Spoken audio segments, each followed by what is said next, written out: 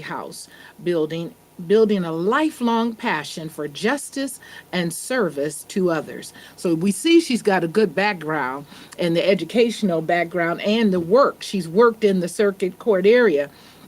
And so after graduating from high school, she owned and operated her own practice, focusing on criminal family and civil law matters, and began working for Wayne County's third circuit court division. And so she's just got a myriad of things that she has already done.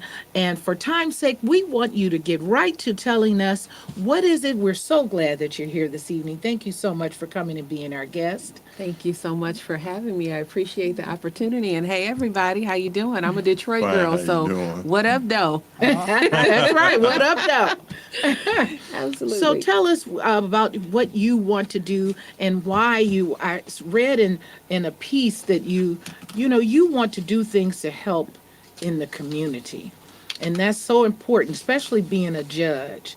You know, a lot of times judges don't get the good rap; they get the bad rap.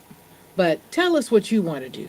Well, I prioritize equity and fairness and justice with compassion. And those sound like taglines, but it's really something that I'm passionate about. I'm the only candidate right now who is a judicial officer. So I serve as a family law referee for the Washtenaw County Trial Court right now. So I have that experience of presiding over cases and having people across the county, not just Washtenaw, but also in Wayne County, because we're a transient community. And we move different places. And so I have people who live in Detroit, Livonia, and Westland, and they're coming to the court, but they want the same thing. They want to be treated fairly. They want to be treated with dignity and respect. They want you to see them and not just a docket number, and they want you to give them an opportunity. And so I've learned throughout the course of my career and through this practice that I'm in right now that you can either serve as a bridge or you can be a barrier for somebody receiving justice. And that was one of the reasons why I held off on actually pursuing a judgeship for such a long time, because I wanted to make sure that I could do honor and service to this role, Yeah. because that's what it is. It's about public serving. It's serving us and not serving yourself. Yes, thank you So- for that. That's right. We need more people in our court systems that have what Judge Scruggs just said. And again, I'm keep calling. She's not the judge yet, but as you go out on November the 5th and vote for her, you can hear what she has to say. You can see that she has a heart of compassion and wants to not just look at us individuals as a docket number, but having compassion on what it is we're coming to the court for and how she can serve us better. Tell us some other things that you want to do, Judge Scruggs. I'm so honored by just even the statement. But I love the community outreach and the community engagement aspect of this whole thing.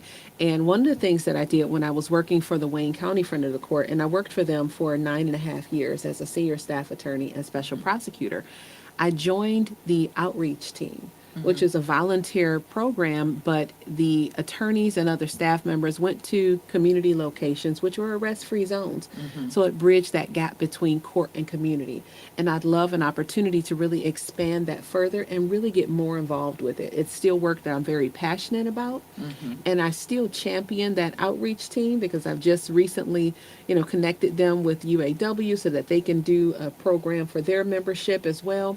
But it's that volunteerism and it's that community engagement. I mean, I've been really, when I looked at the calendar, I've been campaigning really for probably about 2 years now. Wow. And over 400 community events and engagements. The pace is it's wild. I set a very wild pace for myself, but I love the opportunity to engage with the community. Yeah. I love that opportunity to listen and to hear and to see, because it also serves two purposes for me. So you can see the humility in me and me to always be reminded of the humanity in the person before me. Because if I'm asking you to trust me, then I have to also make sure that I'm reminded that it's that person who is coming before me.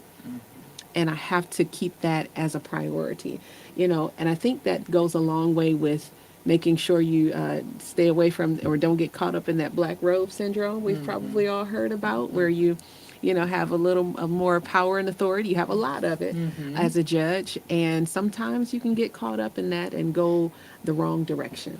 Well, you said the right thing, humility. Yes. And I meant to say that I saw that also in your picture. I saw beauty, strength, and humility. And that's so important because just as you said, that black robe syndrome, people can get beside themselves, and then some people get in trouble, and some people just are usurping their power. It things happen. They do. Yes. When sometimes intention and impact don't always align, and when they don't, you got to right size it and make some changes and, go a different direction. But it really is the priority. And I've told people before, and I've stressed this, that for me, it's not the vanity of the robe. I'm a family law referee. I'm currently bound by the Michigan Code of Judicial Conduct in the same manner as our current elected judges and appointed judges. Have to follow the same judicial canons as they do, all of the same guidelines. If there were some discipline, it would still go with Judicial Tenure Commission the same way.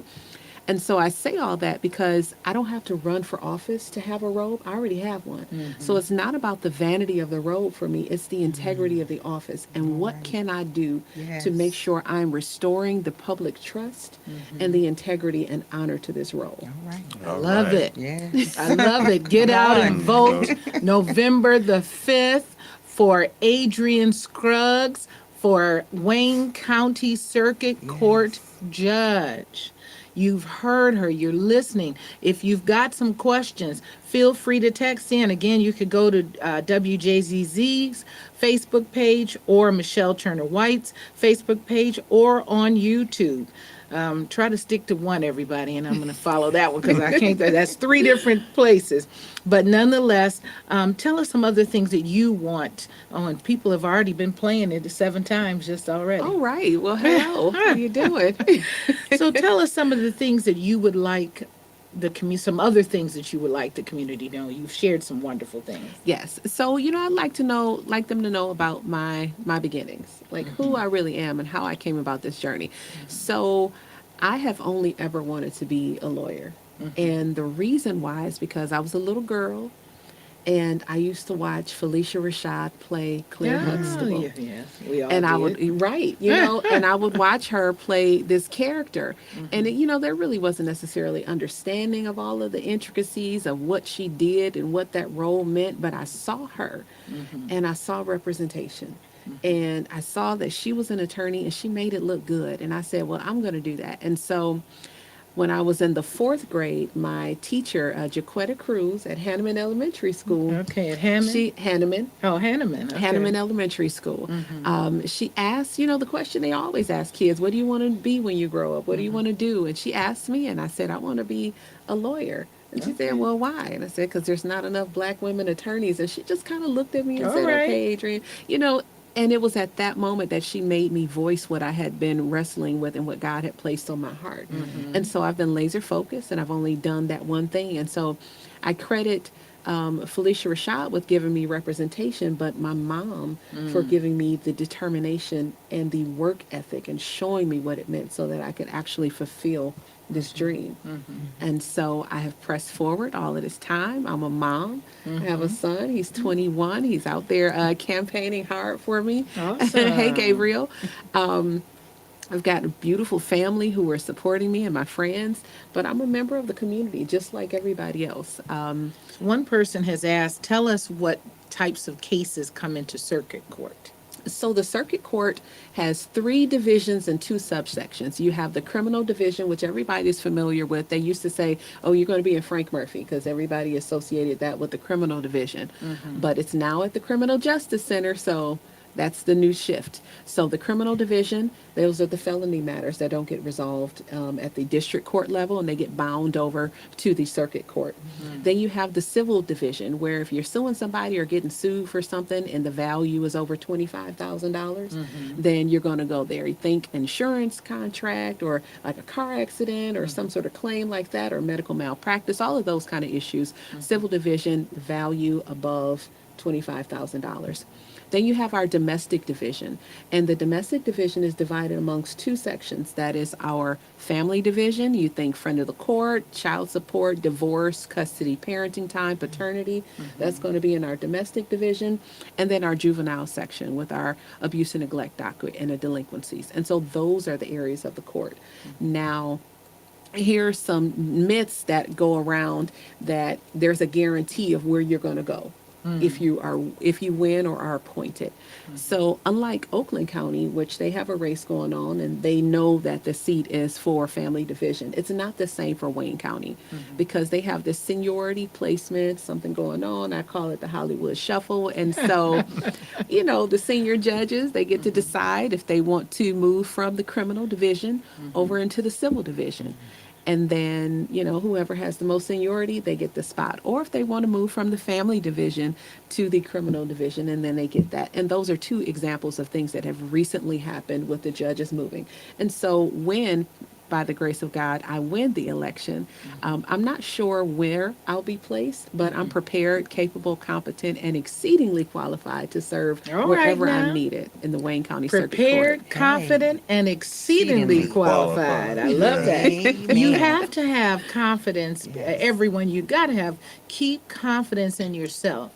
You have to, because if you don't have it, who will have it for you? That's right. And people are relying on you. There's a preparedness. They're relying on you. When I have my cases now, and it's a lot of people who don't have attorneys who are coming before the court, and they know that they are either entitled to relief or believe they're entitled to it, but they don't know how to cite the law or really argue the law as if they were an attorney. But you still got to make sure that you're listening and being attentive, and you're still giving them grace, and you're still giving them some understanding and some assistance. And I think a big part of what we also have a responsibility of doing is providing education and information. You don't let somebody go into a judicial proceeding, into any sort of proceeding, and they are completely unaware of what's going on. And so those are some of the things that I do now and make sure that they have an understanding. Do you know why you're here? I outline what the research is. It is. Because people use legal jargon and they don't quite understand what is before them. I hear a lot of times that people end up getting, having to plead guilty for something, and they've been kind of they didn't know all the information. I work in a couple of the prisons in Macomb County Correctional Facility and Huron Valley Women's Facility. I volunteer, one of the servers in there. And so it's we need to make sure that we're communicating. Yeah, they need better understanding. Plain language and making sure. And I'm a big proponent of making sure that happens. I mean, I've had proceedings where I've had people who are represented and unrepresented, going against an attorney.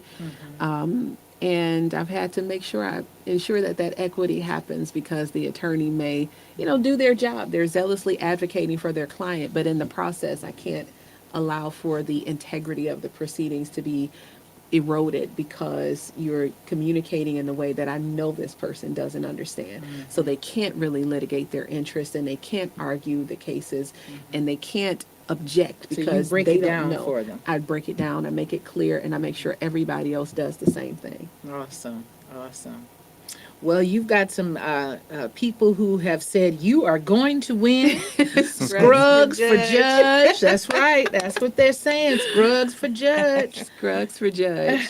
Now, what if people want to get in touch with you? How do they do that? They can go to my website. It's www.scruggsforjudge.com.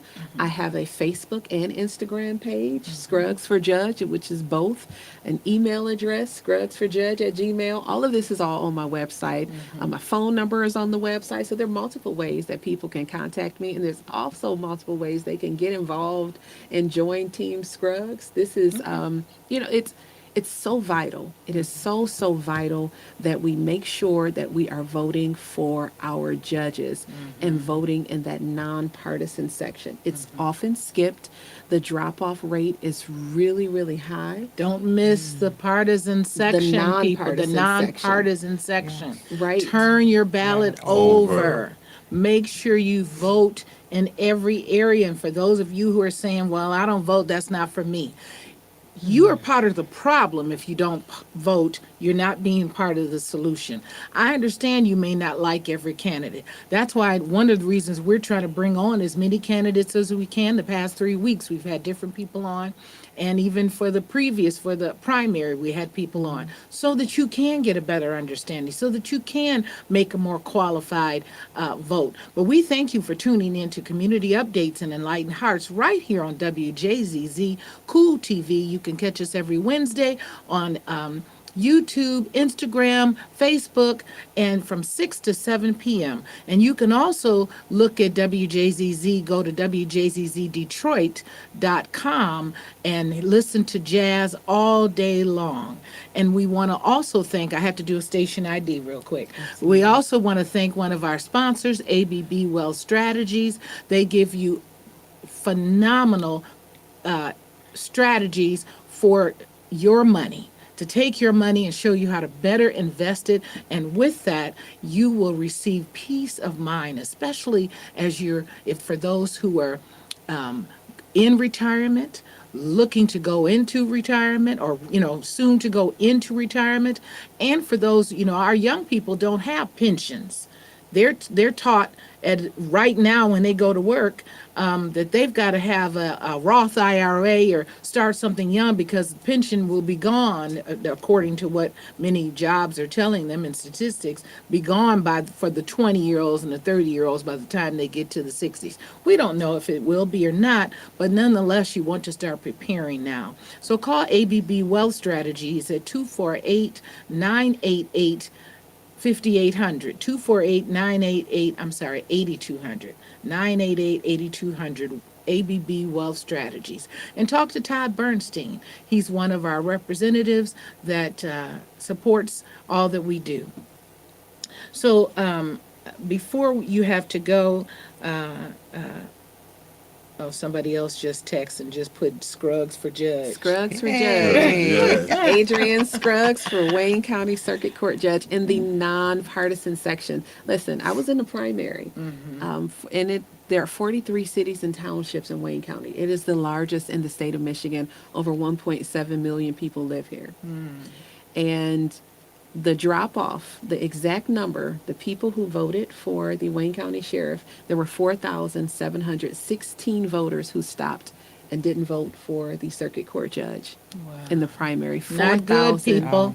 That's 4,000 votes missed. Turn over your ballot. Yeah. Look at the nonpartisan section. You might say, well, I don't know those. And let me tell you something else. I'm a poll worker. And so I've worked for years at the polling locations. And I have seen there's a vast difference. There's certain groups and cultures of people that are going out and voting more than we are, people of color are. And that's not good, people. I've watched at the polls, not enough of us coming in to vote. Get out and vote. Your vote does count. Yes. Your vote counts. Yes. Our vote counts. Don't think that it doesn't. November the 5th is Election Day. If you have received your absentee ballot, fill it out now. You've got Adrian Scruggs right here running for Wayne County Circuit Court Judge. You can already check her name and write on your absentee ballot, or be sure and do so when you get to the polls on November the 5th.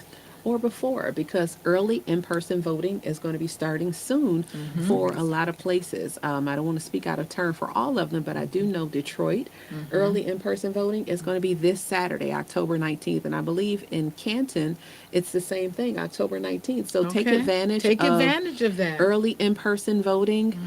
You have up until, I believe, the Sunday before Election Day to do the early in-person voting, but you can find that out on the website for your cities. They're going to put information out there, but please, please, please exercise your right to vote. Your vote is your power. Yes. You cannot lose your power. You also have to make sure you vote in that nonpartisan section. I went to a function, a forum before, and one of the retired judges, she made a comment, and she said, the top of the ticket is going to be making decisions for the world. Your judges are making decisions for your world. The effect of a judge's signature is so powerful, it's so immediate, it's so vast. It's going to impact your immediate life. I'll give you an example. I know everybody has probably heard most recently in the news about the issue with, toxic waste material being transported from New York into Wayne And County. Canada. And that being a huge issue, but it is our Wayne County, and it was our Wayne County Circuit Court judge who signed and issued the restraining order to stop that from happening while the litigation is underway. Good. And so you see the power of that judge's signature, that immediate effect, and how that just stopped that whole process. They still are litigating the issue, but it stopped it from happening right now, which assuaged some of the immediate concerns that the community had, and they can work that out in court. It is our Michigan Supreme Court justices who determined who was going to be on the ballot. And they're determining which laws are constitutional or not. So those are things that are impacting your life. Those are decisions that are immediately affecting your life. So the pen of a judge is very important. Oh, absolutely. Absolutely. I work with I've been doing a lot of research. One of the, I'm a Lions Club International member. Yes. And as a matter of fact, I saw you at a Lions Club function just recently. And one of our projects is environment.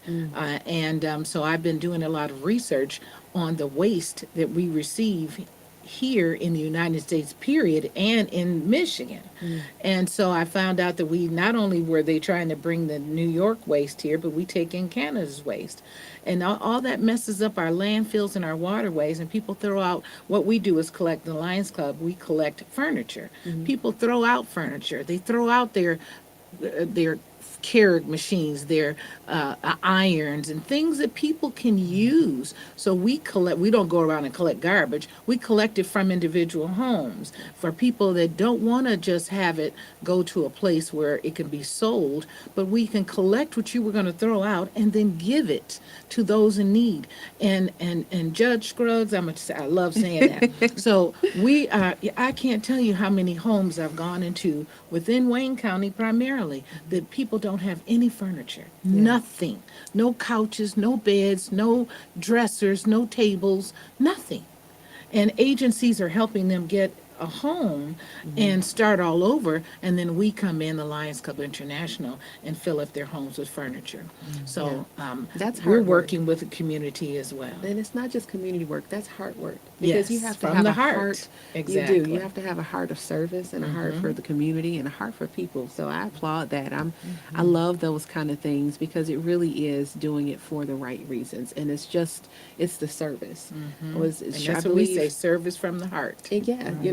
Service, I believe it was Honorable Shirley Chisholm who said service is the rent that we pay for the room that we have here on earth. That's right. And so we're all responsible for doing our part to sharing what we have to the greatest extent that we have, to giving back and to reaching back and pulling up to move Yes. the next person forward. Yes. So I want to make sure I remind before I end up forgetting to vote in the nonpartisan section for Adrian G. Scruggs for your Wayne County Circuit Court judge. And listen, please, please, please, if you can't remember anything, treat your ballot like you were making a grilled cheese sandwich because everybody kind of knows how to make that. We're going to butter every corner of that bread.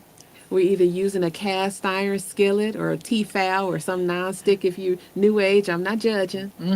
But we're going to get it nice and toasty and golden brown on one side, and then we're going to flip that thing over and get it toasty and golden brown on the other side. And that's what you got to do with your ballot to make sure that you have voted the entirety of the ballot. And you especially have voted for Adrian Scruggs for Wayne County Circuit Court judge in the Yes. nonpartisan section. And make sure they sign it. Oh, and make sure you sign. Oh, if you you're- don't have to whisper. Oh, okay. On the Well, absentee ballot. for the yes, you absentee ballots, you yes, sign. sometimes they get spoiled, and Yes, there's and they will sometimes not. that those absentee ballots. I believe some clerks will reach out to the people and say, "Hey, we've got an issue with your ballot," and sometimes they won't. I'll leave that to those offices. I don't want to speak out of turn, Yes. but that's one of the things about making sure that you don't hold on to your materials. You don't Yes. hold on to your ballots. You go do your voting early, and if any issue happens, then you have until November 5th to resolve it, because that is the last day that you can vote. It's not the first. It is the absolute last opportunity that you have to exercise your voice, to exercise your power, to exercise your right to vote. November 5th. Adrian November G. 5th. Scruggs, Wayne That's County right. Circuit Court Judge. Someone just said, I love everything that you have said, and I'm looking forward to voting for you. All Thank you right. so All much. right. I truly appreciate you. Yes. Well, Judge Scruggs and Adrian Scruggs, be sure and go out and vote for her on November the 5th or before. She just let you know October the 19th, this coming the 19th, Saturday, Saturday. you can go in and do in-person voting and find out for your city the date for the in-person voting. It might be the 19th or it might be another date. Call your city office and find out. And if you have your absentee ballot, then fill that out and go out and vote. Be sure and look at the nonpartisan section. Turn your ballot over. And there's probably some other things on that back side. Turn it over. Make sure you get out and vote, people. And we thank you for tuning in and watching. And Judge Scruggs, we thank you for coming out and being our guest this evening. We know you have a very busy schedule, but we thank you for stopping by. I want us to take a quick picture while we get Absolutely. ready to talk about aortic heart disease. You're getting one for me too? I'm been videoing the whole thing, but just Oh, on have this you? side. Okay, awesome. Thank you so much. I Thank appreciate you, you thank both. you. You have a wonderful evening. You should even leave a few of those out Absolutely. front, and there's an area for people on the table out there. I will. Thank you so much. Have a wonderful evening. Thank you, you too. Appreciate you. I look forward to seeing you again soon. So now we've got Kelvin and Mary Bonner, who have a organization. What is it? What is it Three called? lovable hearts. Three Three. Three Lovable Hearts. Mary has had how many? You had I had three multiple strokes. I had stroke. yes, I had 3 strokes. Bye bye now. Uh-huh. And one of the strokes, I am blessed to have partial vision in one eye, and I wasn't able to read, write, talk, walk. I was in a nursing home for how many days now? Between 2 hospital visits and 2 nursing homes, 85 days. Wow. So And look at you now. I'm getting back to the newest norm that possible. So, and I'm very grateful unto our Lord and Savior Jesus Christ, period, because it is a silent killer that speaks volumes loudly. An aneurysm, there's no sign to say, oh, you have an aneurysm. What So can I tell do? us how it happened when you first found out you had an aneurysm. Well, because of the 3 strokes, my doctor, which is my cardiologist, which is Dr. Zaragambi, cardiologist, he said, you had 3 strokes, but he said, I need to take one more test. And as he took another test, and the test revealed that a aneurysm, there was a large, very large swelling.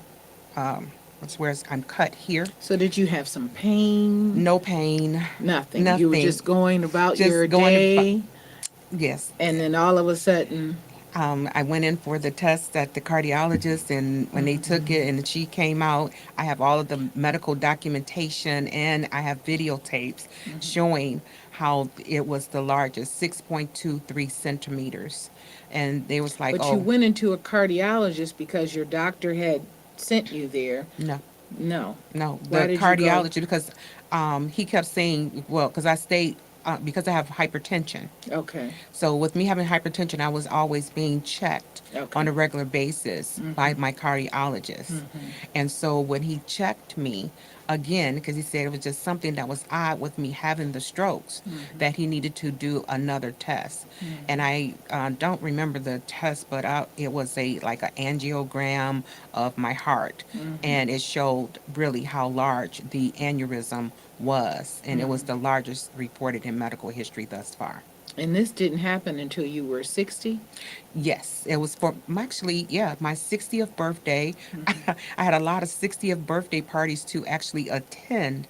And all I know is I was found out to, look, you need to be rushed to ER and admitted. And all I know is I have two birthdays.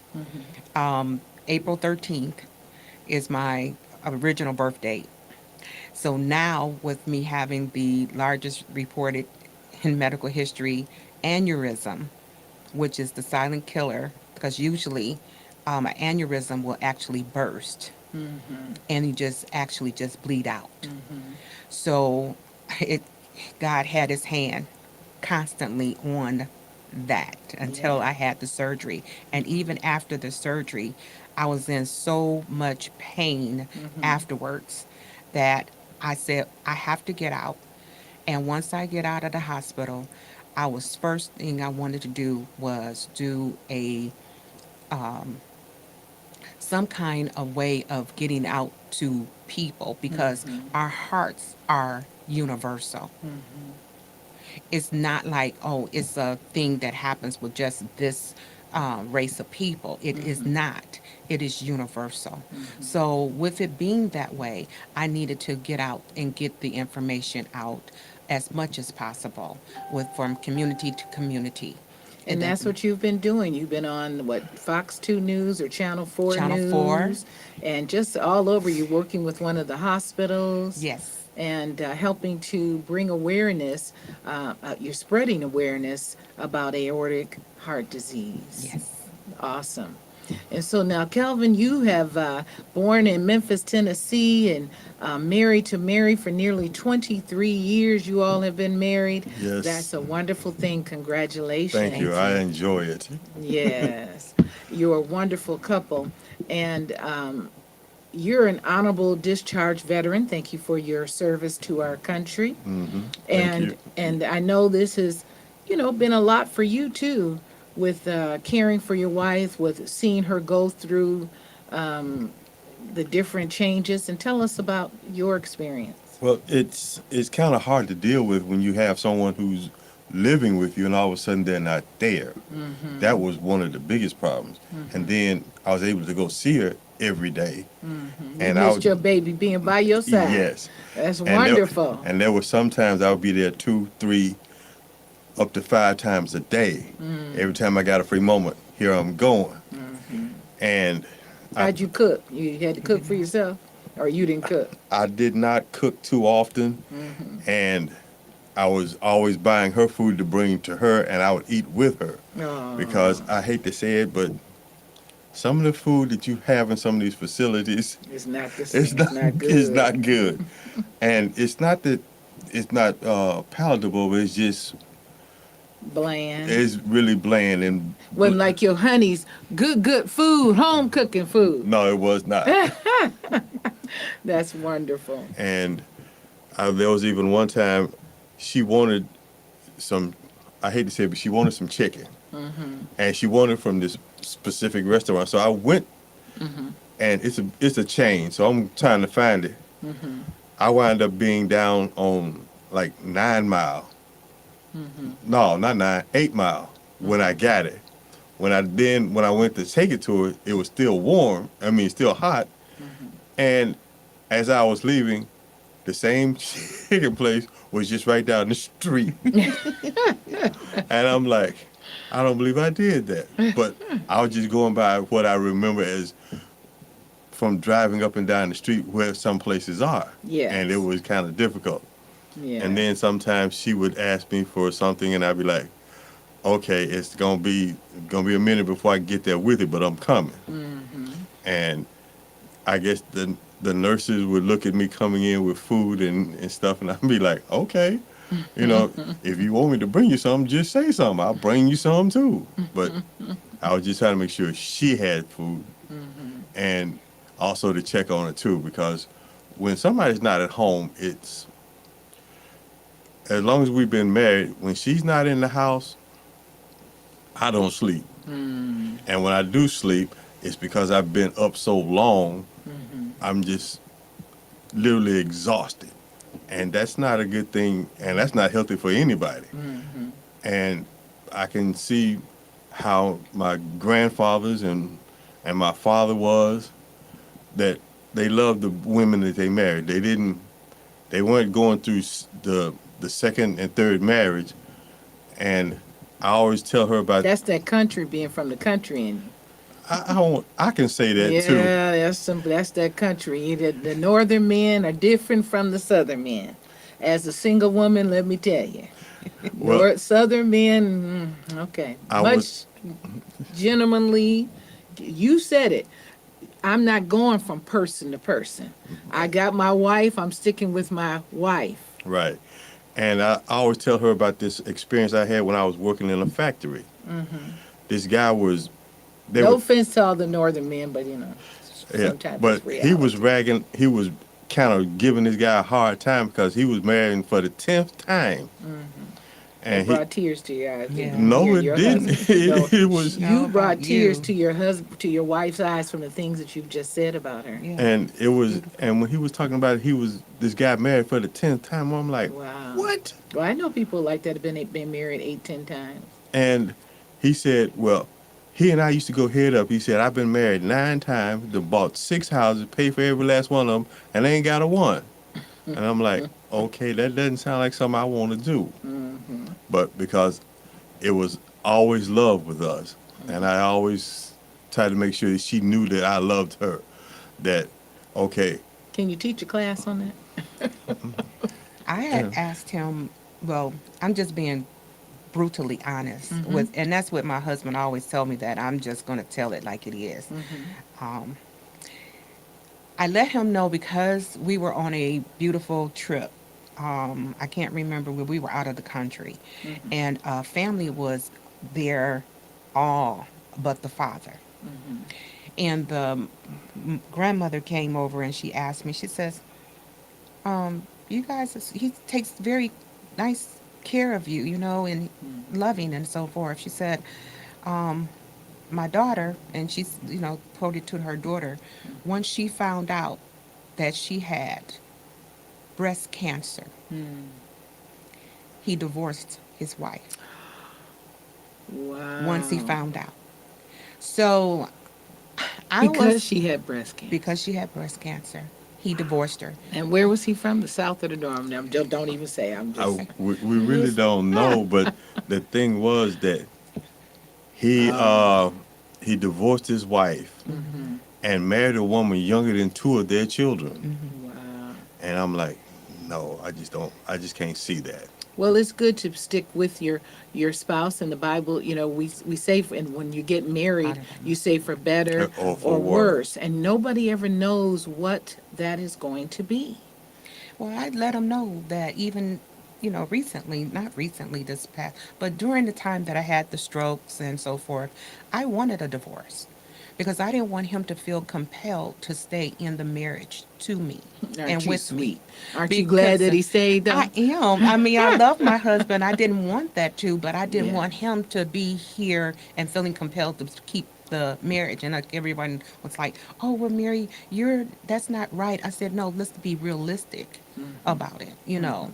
And so, because there are very And this was before For- you got healed. uh-huh. Yeah. And mind better, and you know, and all of that, Thank and God so you didn't forth. listen You to know, and he kept saying, "No, don't say that." You know, I said, "Well, when you talk to people and you being real, because when you have couples that are talking about this, and I don't like the way you talk to your husband or how you see, this is our love language, and we've been married for 23 years, and And there's you all nothing." do a blog or something on Facebook. You know, we don't have a blog yet, but however, we will be opening up You doing Bible It's studies? called Heart matters. Okay. And that is our one for it that we are having. Yeah, it's called Heart And that Matters. probably helps your communication and your ability to share Share some of the things that everything. you go through or how you make it 23 years. Everything. I mean, and I don't hold, and like I tell them, I'm brutally honest. And it's no sense of, like, when I go to bed at night, I sleep well.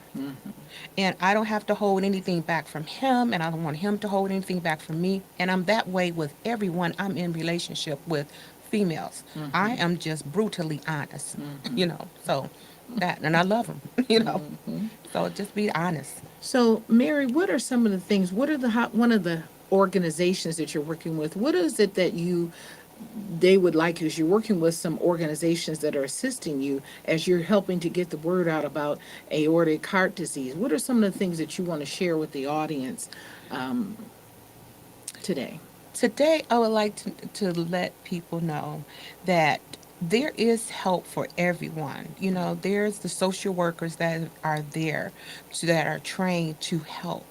But most importantly, don't forget your signs of your body, of what is going on, so that you can actually solicit the right What are some of information. the And signs? some of the signs, I would say, I really can't tell you because I never had any signs. I am a silent killer. I have to say, whisperer. I say it that way. I am a asthma and allergy thriver. I am a kidney thriver. I have one kidney. I had renal failure in 2006, and it was the same year as Marvin Sapp's wife had passed away. And I had to really find out exactly what was going on. And so when I went and I said, wow, what's going on here with me? I'm like, I transport kidney patients to their dialysis 6 days out of the week. That you work in that field? And that's what I do. Okay. And so I'm like, I laid back in the bed and I said, God, for me, going on dialysis would be a fate worse than death. That's what I told God. I laid back in the bed. I let them talk to the doctors and whatever, but I had already talked to my doctor. That's right. Period. That's right. And Dr. so God. when it came back, said, you know what? We're going to have you stay in the hospital for 33 days. You're going to take some medication, antibiotics and stuff, and the first day is going to be very crucial for you, but however, you're going to be fine. So I stayed in the hospital. I have not been on one day of dialysis. Awesome. That was in 2006, 2007, 8. Then I'm also a colon cancer thriver. I So you've had had several. silent killers. That Okay. speaks volumes loudly. So third stage colon cancer, I was diagnosed with that. Third stage. Third stage colon cancer. You are a blessed woman, and God is listening and keeping you here for a reason. I have several family members that have transitioned from colon cancer, and I've watched the challenge of when you have colon cancer and going through chemotherapy. You didn't have to do any of that? I did not have to do any chemo. I did. Oh, I'm did sorry. chemo. I did chemo. I did. When I was opened up for the chemo, it was contained to one area, and there was just a little bit left that they could not get. So after they closed me back up, then I went and had the chemo, 12 rounds of chemo. 12 rounds of chemo, hair out and all that good stuff. Beautiful. I had to cut all my hair off and all of that good stuff. But I learned to deal with it. So Well, you all is look well. beautiful. And so then What I is had- it? India Ari that said we're not our not hair. her hair. Mm-mm. And then when I had I had renal failure, then the colon cancer, and then the aortic aneurysm.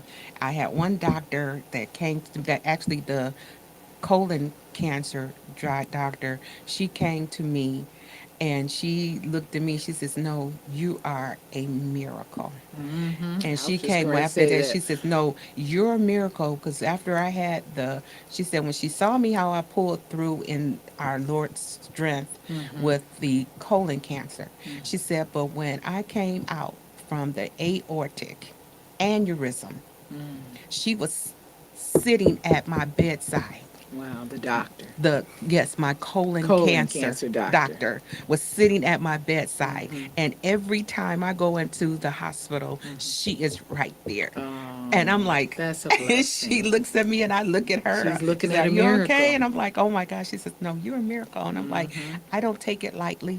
So that's why I said we do have two birthdays that we celebrate on the 13th of April and the 20th of April, because that was the day that I had the aortic aneurysm surgery. And you had to have heart surgery. What did they do?